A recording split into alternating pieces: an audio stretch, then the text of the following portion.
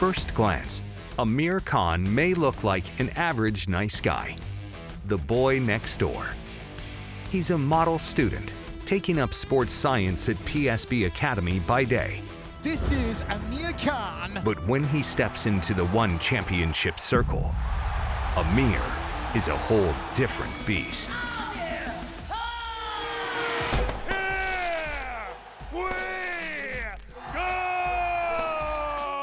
One Championship is the home of martial arts, with the most exciting action from various disciplines such as Muay Thai, kickboxing, submission grappling, and mixed martial arts.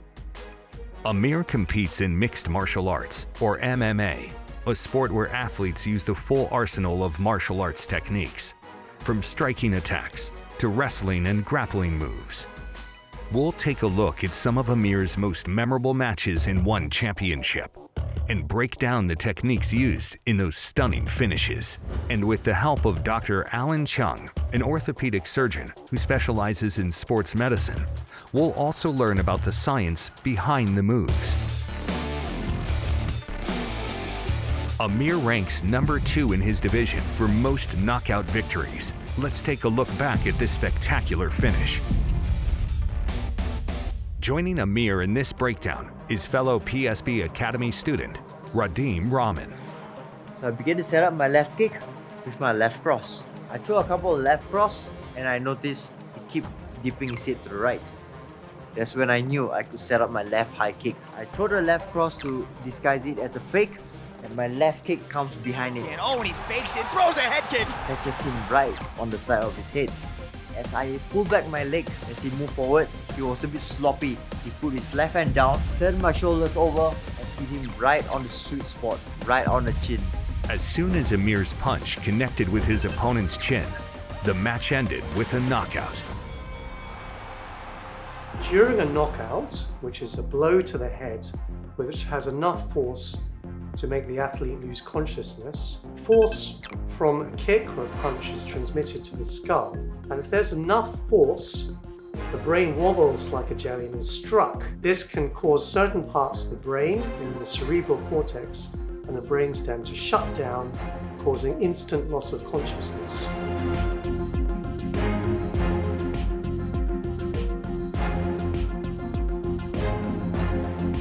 Striking is an essential part of MMA, but how do you end a fight without throwing a strike? Ready, fight! In this match, Amir won via submission, using what's called a rear naked choke. Beautiful submission. To break down this move, we've enlisted the help of fellow PSB Academy student, Wang Shihao. So I begin this move by establishing a seatbelt grip. My right hand controls his right shoulder and my left hand goes underneath his armpit, and my right chin just above his shoulder to control his head. I roll to my side, nice and tight, to restrict his movement for him to escape this position. I take my legs and I wrap around his waist to avoid him from getting his hips free to escape the choke. And I use my foot that is free, I hook his leg and fully extend. So I attempt my first choke, but unfortunately, he put his chin down. Donaire's got the chin down, doing the right thing, defending wise. I begin to distract him with controlling his wrist.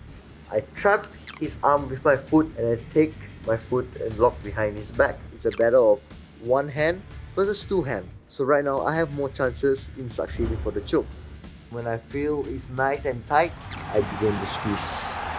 And now the tap happens. Uh-oh, that's it! Beautiful submission.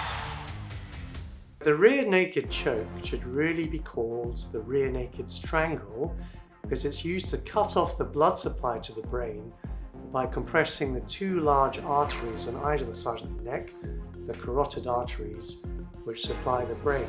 If an athlete has these compressed through the strangle, this can take around 10 seconds to cause loss of consciousness.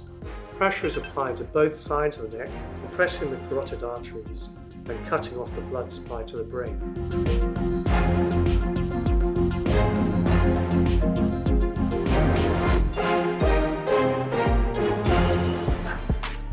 Aside from training the body for such an intense sport, it is also important to keep the mind in top shape. This is why these athletes have chosen the sports science course at PSB Academy. The courses that intrigue me the most, it's the strength and conditioning courses and the sports psychology courses, because I can apply in my trainings as I learn. Besides being an athlete, I do coaching as well. Taught me how to be a better coach, such as engagement in a class. Currently, I'm taking principles of coaching and introduction to sports psychology. Whenever I'm talking to members of my gym or my students, I learn to speak better. I learn to communicate better with them. Explore the science and techniques behind each sport when you enroll for a sports science course with PSB Academy.